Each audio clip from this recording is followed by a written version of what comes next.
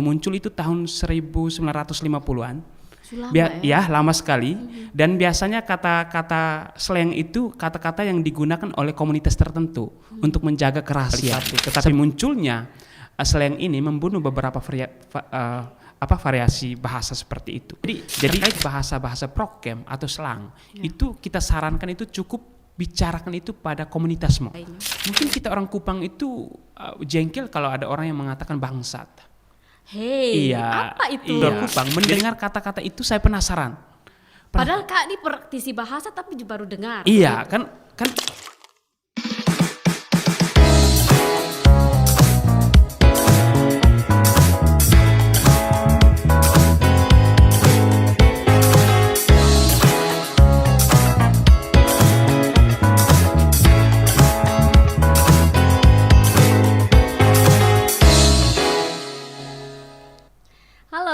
Bapak saudara, Kakak Nyong dan Kakak Nona, ketemu lagi di podcastku RRI Kupang Beta Pung Podcast. Spesial kali ini di Ketempung Podcast ya, Ketong akan omong tentang sesuatu yang sangat menarik ya, yaitu bahasa slang dalam budaya anak muda Kupang. Ternyata ini bukan cuma sekedar istilah, bukan cuma sekedar bahasa ya, tapi bahasa slang ini dia ternyata punya cerita, punya makna juga yang mendalam, dan sondekala juga ternyata bahasa slang ini juga mencerminkan semangat serta keunikan dari generasi muda Kupang. Kalau ngomong tentang generasi muda Kupang ini harus panggil Kakak Nyong dan Kakak Nona nih.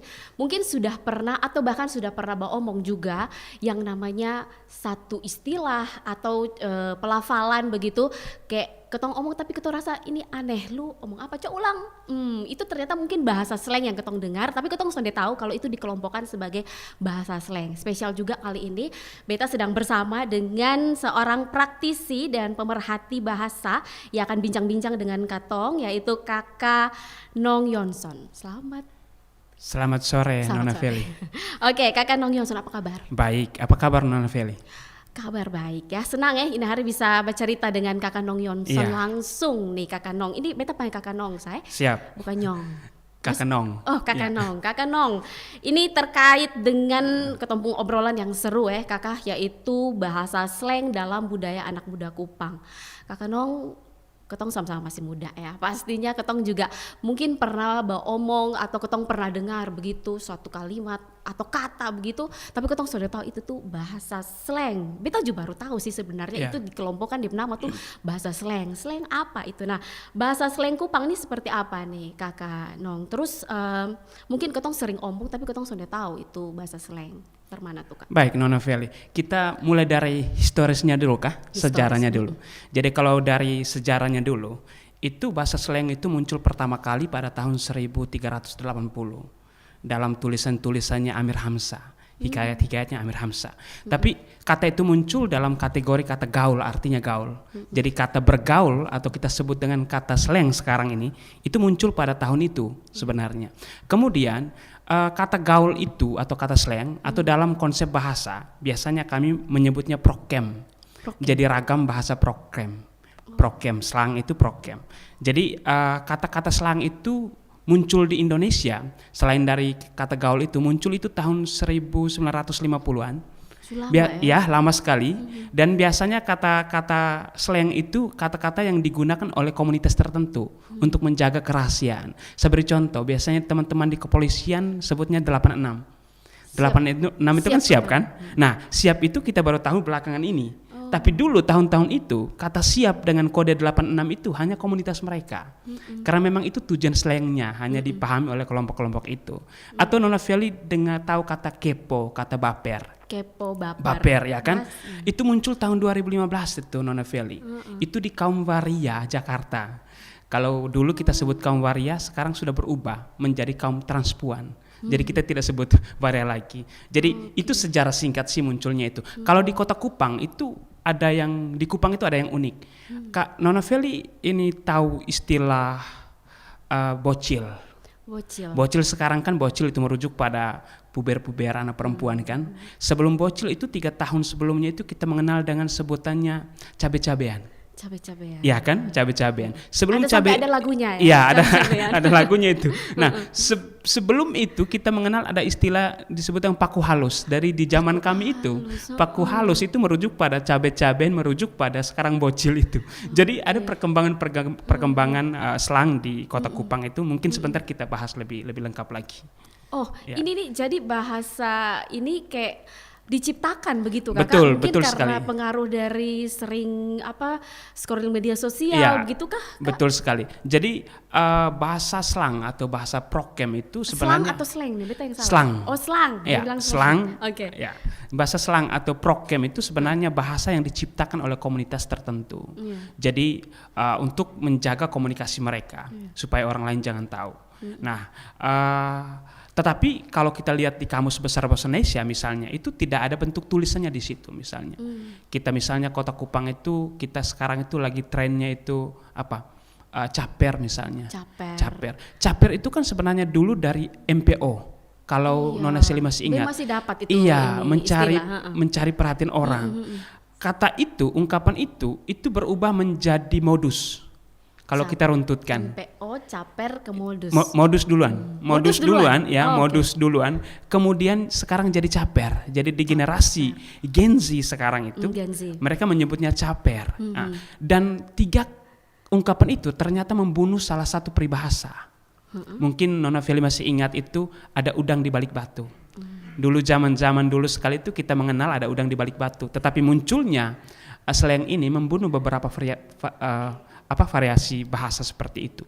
Jadi slang itu ada yang positif, ada juga yang negatif. Jadi jangan bertanya kalau generasi alpha yang lahir di 2012 sampai sekarang itu mereka tidak tahu ada udang di balik batu. Yang mereka tahu itu adalah caper. Mungkin dong dengar ada udang di balik batu, ini lu omong apa? Iya. Padahal dulu ketong pakai itu. Iya. Jadi setelah ada udang di balik batu itu kan ada MPO, ada modus, ada caper dan seterusnya. Oke, baik. Jadi juga menyesuaikan ya dia punya perkembangan dari generasi ke generasi begitu ya. Betul. Bahasa slang atau bahasa prokem itu dia tumbuh secara temporal. Jadi generasi ini berbeda ungkapannya dengan generasi setelahnya. Jadi dia tumbuh dari generasi yang itu. Nah, objeknya sama, tetapi penyebutannya berbeda. Sama halnya seperti tadi itu bocil, cabe-cabean. Dulu kita kenal dengan paku halus. Paku halus itu dan seterusnya. Oke, baik ya. Jadi memang tanpa adanya perkembangan teknologi, bahkan sebelum perkembangan teknologi ke sekarang tuh ini bahasa-bahasa slang ini juga sudah berkembang sedemikian rupa ya Kakak ya. Iya, betul. Kalau kita lihat di ragam bahasa itu kan kita ada mengenal ragam bahasa formal, santai, kemudian ragam bahasa jurnalistik, kemudian ragam bahasa sastra, kedokteran dan seterusnya. Kalau kita bicara itu kan kita bicara tentang keterkaitan antara masyarakat dengan perubahan bahasa. Jadi memang bahasa itu lahir dari masyarakat dan bahasa itu berkembang dari proses penciptaan masyarakat itu. Jadi bahasa slang atau prokem yang kita bicarakan sore ini itu menunjukkan bahwa salah satu sifat bahasa itu adalah produktif. Itu ada di situ. Produktif itu artinya diciptakan oleh masyarakat tertentu. Dan sudah ada di kamus. Iya, dan itu uniknya tidak ada di kamus. Karena diciptakan di dalam kehidupan sehari-hari dan sonde formal juga ya. Sonde mungkin pakai bahasa slang di tengah-tengah kayak kegiatan-kegiatan formal begitu. Apa lo, caper lo gitu. Oke, baik. Nah, seberapa populer nih bahasa slang ini dalam kehidupan anak-anak muda Kota Kupang? Oke, Nona Feli, kalau bicara tentang itu kita fokuskan kepada generasi mana dulu. Bahasa slang atau bahasa prokem itu dia tumbuh dan berkembang pada generasi milenial pertama kali. Jadi orang-orang yang lahir di tahun 80-an sampai 90-an. Kemudian dia berkembang lebih pesat lagi itu pada generasi Z.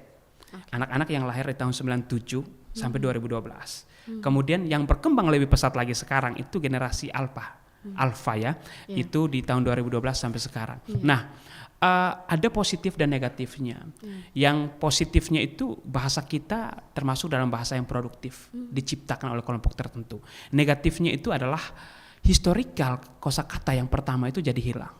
Jadi seperti peribahasa ada udang di balik batu kan hanya kita ini yang tahu. Sementara generasi setelah kita ini kan taunya caper, taunya MPO, taunya modus dan seterusnya. Kemudian kita menduga bahwa bahasa ini akan memunculkan kosakata baru. Seperti halnya kepo dan Kepo. baper itu sudah ada di Kamus Besar Bahasa Indonesia, sudah resmi. Sudah resmi Iya, juga? betul, sudah resmi. Ejaan kita kan sekarang ejaan terbaru, Nona Feli. Jadi kita tidak EYD lagi. Iya. EYD itu berubah tahun 2015 menjadi PUEBI, Pedoman Umum Ejaan Bahasa Indonesia. Pedoman Umum Ejaan Bahasa Indonesia berubah di tahun 2021 menjadi PUEYD, Pedoman Umum Ejaan yang disempurnakan. Jadi ada beberapa kosakata yang masuk di dalam pembendaharaan bahasa Indonesia. Jadi kalau masuk kamus tuh berarti ini anak muda kalau mau omong dengan orang tua, lu tunggu aja buka kamus Iya. ya gitu. Oke, perkembangan seperti apa nih dari waktu ke waktu tuh Kak ini bahasa slang ini? Oke, slang, bahasa slang atau lebih enaknya kita sebut bahasa prokem. Prokem. Iya, dalam teori konsep bahasa kita sebutnya prokem itu. Dia lebih bertumbuh dan berkembang seiring dengan pertumbuhan teknologi. Jadi istilah-istilah yang muncul, oh iya, Nona Feli tahu anjay? Tahu. Tapi itu negatif ya Kak ya? Tidak, Atau itu ternyata- positif. Oh itu positif. Itu positif. Anjay itu kan muncul pertama kali di, saya lupa channel YouTube-nya itu 2016. Kalau kita lihat dari artinya dalam bahasa Indonesia, anjay itu terusan, aliran air. Tahu muara? Air dari itu ke laut, itu yang disebut anjay dalam bahasa Indonesia. Jadi terkadang kita mengategorikan itu sebagai kata yang negatif misalnya. Atau contohnya Lucifer, orang-orang Kupang kan bilang begitu. Lu ini macam ke Lucifer saja. Nah, kalau bicara ke saya itu saya katakan thank you. Karena Lucifer itu dari dua kata dalam bahasa Latin, lux dan farere.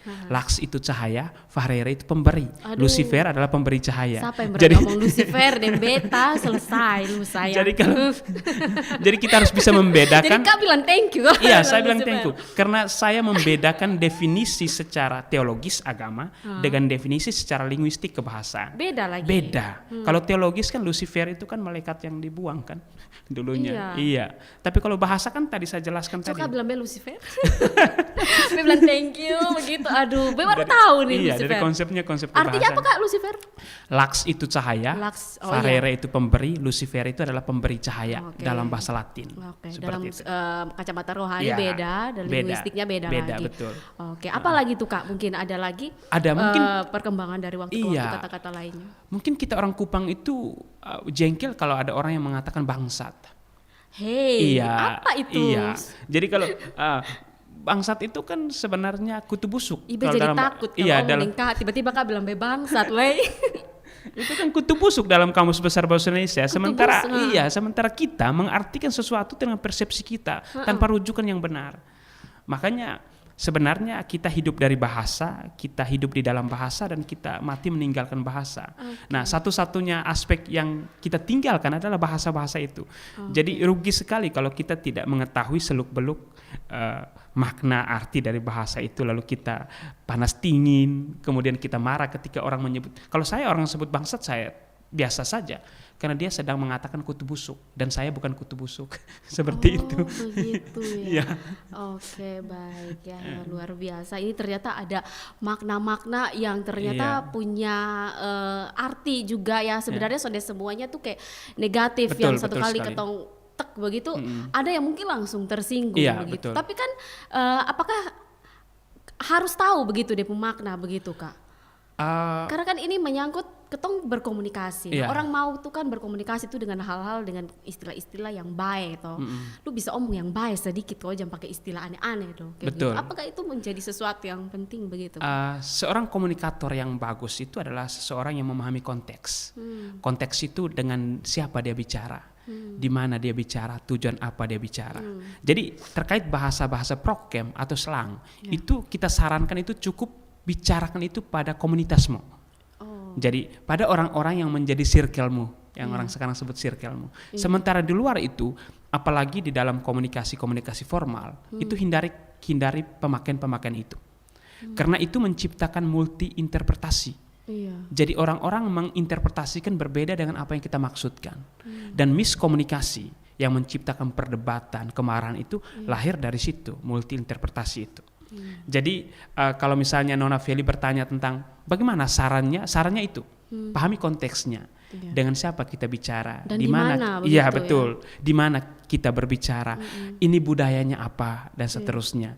Karena bahasa di setiap budaya itu beda itu. Nah, ada bahasa yang di kami orang Sika itu biasa-biasa saja. Ternyata orang Atambua itu maki. Iya, Dan seterusnya ada beberapa kosakata seperti itu. Oke. Jadi kita perlu menjaga komunikasi itu. Jadi yang dulunya hanya berkembang di dalam komunitas, sekarang sudah berkembang di tengah masyarakat, yang akhirnya ketong juga harus ya tanda kutip tahu diri begitu, pakai ini bahasa, lihat-lihat dulu lu ada omong dengan siapa dan di mana begitu ya. Oke. Nah, apa yang bikin beda nih Kak? Seperti tadi Kakak bilang kayak tadi kan di Sika lai beda, di Atambua lai beda begitu. Apa yang bikin beda bahasa Selang Kupang dengan daerah lain? Katakanlah kan yang masih serumpun dengan ketong kan kayak Ambon atau Papua begitu. Ada kosonda yang memang hanya dimengerti oleh anak muda Kupang begitu Kak? Yang pertama itu tentang wilayah. Jadi bahasa itu sebenarnya dibatasi oleh wilayah. Makanya kita mengenal ada bahasa A, bahasa B dan seterusnya. Saya pertama kaget waktu datang di Kupang itu ketika ngobrol dengan teman-teman, mereka sebut ini DOK. Kakak kalau beta dekat pasti kakak DOK. DOK itu singkatan dari dada on kuat. Jadi dada on kuat itu saya kaget waktu pertama kali ngobrol sama mereka itu, kakak kalau beta dekat lagi itu nona yang bilang sambil tatap ke beta. Jadi bayangkan tidak DOK model bagaimana itu. Jadi saya kan penasaran itu. DOK itu apa? Oh, orang baru ya. DOK itu adalah dada on kuat. Kemudian saya kan akrab dengan teman saya orang Kupang. Nah, orang tua dari teman saya ini bilang begini, kamu dua tiap hari batoki pantat saja. Nah, ternyata batoki pantat itu adalah slang atau prokem orang Kupang, menunjukkan bahwa kami itu sahabat akrab. Tidak bisa dilepas pisahkan itu, setiap hari selalu berdua dan seterusnya. Kuku dan daging. Iya. Nah, hal-hal seperti ini tidak kita jumpai di daerah-daerah lain. Iya. Kita tidak pernah jumpai orang Ambon sebut DOK, orang Papua sebut DOK, atau orang Papua sebut batoki pantat dan seterusnya, kan tidak itu. Nah, ini unik. Dan keunikan seperti ini layak untuk kita jaga. Meskipun bahasa prokem itu adalah bahasa yang diciptakan oleh generasi tertentu, tetapi ini menjadi warisan warisan untuk kita jaga. Aduh, tambah panjang ketumpung obrolan ini, beta jadi DOK deh kayaknya. Kalau di Kupang kembali, tadi kan ini apa untuk bahasa yang serumpun begitu, kayak DOK begitu. Kalau sampai ke Kupang itu hari ketong pernah omong apa ya? On uat kalau soal. Iya betul, on uat. On uat begitu. Itu sama deh. Mungkin dia punya perkembangan seperti itu. Betul. Mungkin dari situ Ju. Mungkin berawal dari situ. Sama halnya seperti kita bicara. On uat, ayang begitu. Iya. Aduh, Nona sebut ayang baru lihat ke beta ini. Aduh. Jadinya DOK ini. Oke, baik Kak. Kalau tadi kan ya itu dia ya perkembangannya dari waktu ke waktu, kemudian apalagi namanya perbedaan yang bikin beda bahasa Selang antara misalnya di Kupang, di Atambua begitu. Nah, Selang sering dipakai di obrolan santai, ketong omong dengan ketong kawan, yang selama ketong sesama di dalam komunitas begitu. Tapi sejauh yang kakak rasa ada batasan atau situasi tertentu di mana ketong sonde boleh pakai ini bahasa Selang, itu misalnya ke mana tuh Kak? Iya, yang pertama itu adalah ketika kita bicara dengan siapa, dia masuk dalam kategori generasi apa dulu. Karena bahasa Selang itu adalah bahasa yang dipahami oleh generasi tertentu. Nah, jadi misalnya saya generasi milenial, saya yakin Nona juga di milenial misalnya. Kemudian kita bicara dengan baby boomers misalnya, yang lahir tahun 45 dan seterusnya. Mereka tidak tahu baper, mereka tidak tahu kepo, mereka tidak tahu caper, mereka tidak tahu mager, mereka tidak tahu skip. Sekarang kan kalau untuk mengatakan kita tidak mau ke situ kan kita katakan skip. Anak-anak Kupang mengatakan begitu, skip. Skipsa seperti itu. Nah, itu yang harus kita memilih kosakata yang lain supaya percakapan kita itu bisa dipahami oleh mereka. Jadi inti dari komunikasi itu kita memahami apa pembicaraan kita. Jadi saran saya, ketika kita berjumpa dengan perbedaan generasi yang begitu jauh, tolong pilih kata-kata yang bisa kita pahami secara universal.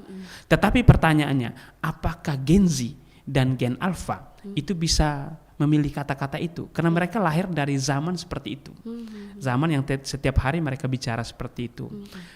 Tapi ada fenomena yang unik ini Nona, ada orang-orang tua kita itu juga sudah memahami itu.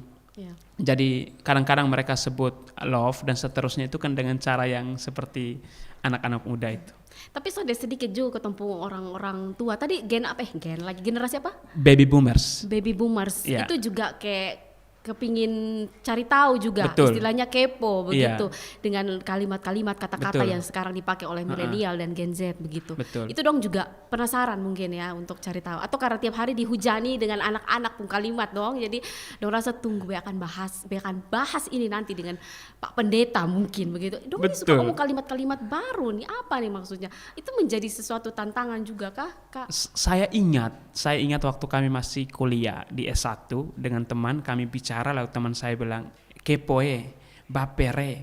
Kemudian kemudian ada dosen senior yang lewat. Nah, dia berhenti di situ. Kemudian dia tanya ke kami. Dosen itu mengajar pragmatik, saya masih ingat waktu itu. Pragmatik itu adalah ilmu yang mempelajari tentang maksud dari setiap ucapan. Oh, lu selesai. Ya, Dosen yang tanya. dosen yang tanya. Habis lu. Jadi kami menjelaskan Iya. kepo itu ini, baper itu dan seterusnya. Waktu kuliah beliau menggunakan kata yang sama untuk menyapa kami. jadi kami bersyukur bahwa apa yang kami sampaikan dan kami jelaskan itu ternyata beliau rekam, kemudian beliau praktikan kepada kami. Jadi kalau misalnya kita berpikir bahwa ada tidak miskonsepsi antara generasi baby boomers dengan Gen Z untuk komunikasi ini, saya pikir minim sekali.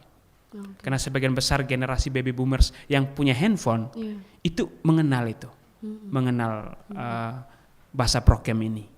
Ya. Jadi juga bukan sesuatu yang dong langsung terima, juga negatif begitu. Jadi mau Betul. untuk tahu begitu ya.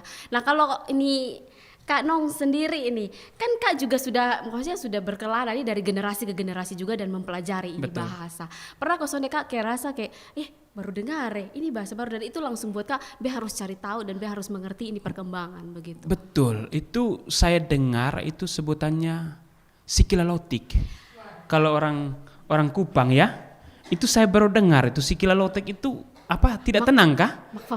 Mafavita dan seterusnya. Jadi orang-orang yang kami di luar Kupang, yang saya dari Flores, jadi di luar Kupang mendengar kata-kata itu saya penasaran. Padahal Kak ini praktisi bahasa tapi baru dengar. Iya, kan momennya berbeda. Iya.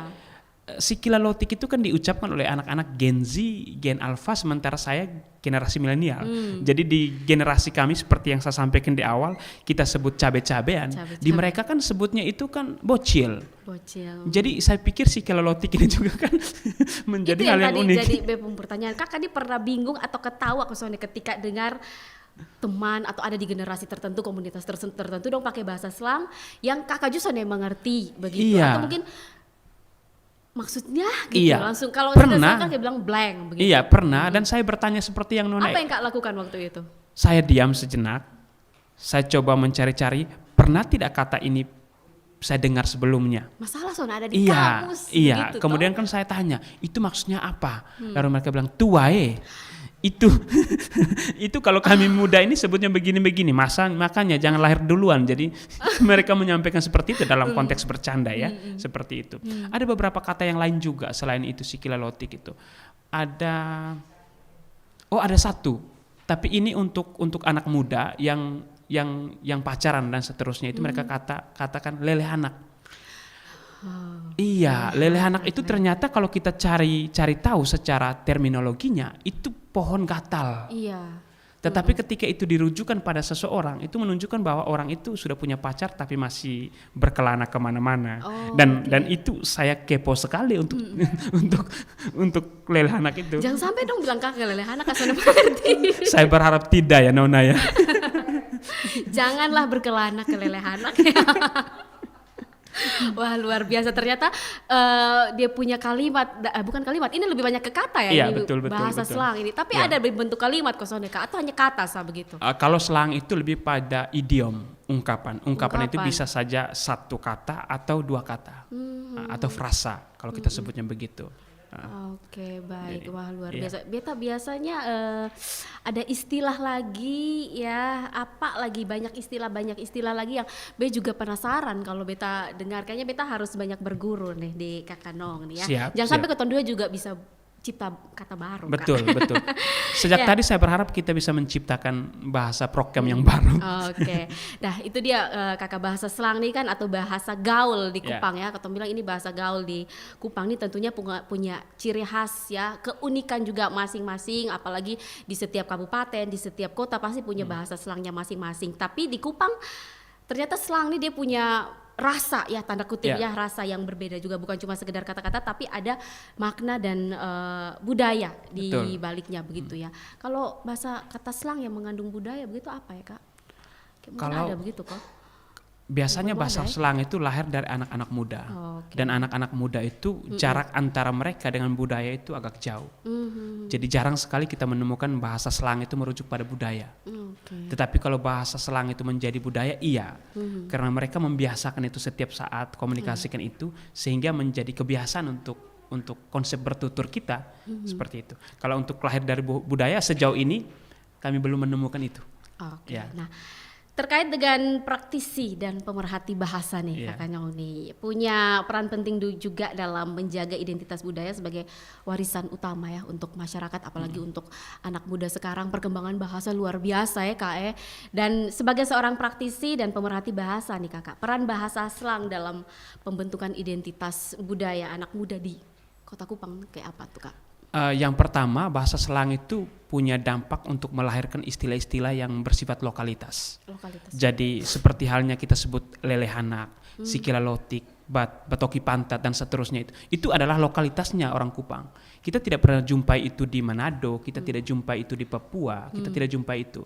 Dan lokalitas-lokalitas seperti ini memberi warna dari keanekaragaman berbahasa kita. Bahasa kita kan bahasa Melayu. Salah satu ciri khas dari bahasa Melayu itu kan bahasa Melayu Kupang ini kan kita omong seperti kita sedang bernyanyi. Beson tahu dan seterusnya. Jadi ada nada naik turun naik. Iya, seperti bahasa Melayu Larantuka. Petokane kiate taule dan seterusnya. Jadi seperti kita sedang bernyanyi itu. Itu ciri khas bahasa kita. Jadi saya pikir bahasa slang itu tidak boleh kita ubah. Itu lahir dari kebiasaan dan itu menunjukkan betapa pentingnya istilah-istilah itu muncul sebagai warna lokalitas dari daerah kita. Nah kalau dari sudut pandang Kakak Nong sendiri sebagai praktisi dan pemerhati bahasa, apa yang bisa Ketong pelajari nih Kak dari cara anak muda Kupang menciptakan dan mengadopsi slang dalam kehidupan sehari-hari mereka? Sekalian closing statement. Yang pertama itu kita menemukan anak-anak yang kreatif. Inovatif, mereka bisa menghadirkan sesuatu yang lain untuk menjelaskan hal yang sama. Jadi yang berikutnya lagi, di dalam pembentukan bahasa slang itu ada kaidahnya, kaidah kesantunan berbahasa. Jadi ada beberapa kata slang yang muncul tetapi tidak boleh kita gunakan. Seperti bugil, itu kan bule gila. Meskipun artinya bule gila, tetapi kata bugil itu merujuk pada kata yang tidak santun dalam konsep kebahasaan kita. Jadi beberapa yang muncul di Kupang, di anak-anak Kupang itu juga kita sortir. Kalau masuk dalam penelitian atau diskusi-diskusi kita sortir. Mana yang kita anggap bahwa tidak santun itu kita buang gitu. Seperti itu.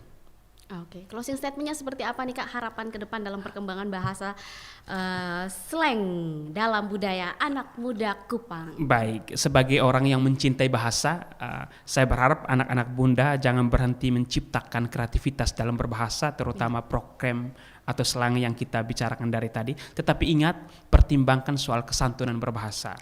Kemudian perkenalkan bahasa itu kepada setiap generasi dengan maknanya apa. Sehingga bahasa-bahasa itu muncul sebagai bentuk keunikan dan lokalitas dari wilayah kita. Karena satu-satunya alasan kita dikenal ketika kita memperkenalkan sesuatu yang unik dari bahasa kita. Baik ya. Terima kasih Kakak Nong Yonson ya sudah hadir di Ketompung Podcast RRI Kupang kali ini. Beta juga berharap ke depan juga ada perkembangan yang lebih kreatif lagi ya, dan pastinya Ketompung bahasa slang ini lebih mengarah pada sesuatu yang positif ya, menjaga identitas budaya. Ya, itu dia Bapak Mama, Saudara, anak muda Kupang, Kakak Nyong dan Kakak Nona. Bahasa slang ini kan bukan hanya sekedar tren atau cara bicara, tapi juga cerminan dari kreativitas, identitas dan semangat kebersamaan Ketompung anak muda. Beta masih muda ya Kak, Ketong masih muda. Saya juga, jangan lupa. Ya, meskipun kadang dianggap kayak sonde formal, bahasa slang punya peran penting juga dalam membangun hubungan sosial dan menjaga agar Ketompung budaya lokal ini tetap hidup. Tentunya Ketong juga berharap ya Kakak Nyong dan Kakak Nona penggunaan bahasa slang ini juga tetap bisa sejalan ya dengan pelestarian bahasa dan budaya, serta bisa juga berkembang secara positif. Beta Feli, salam budaya dan sampai jumpa.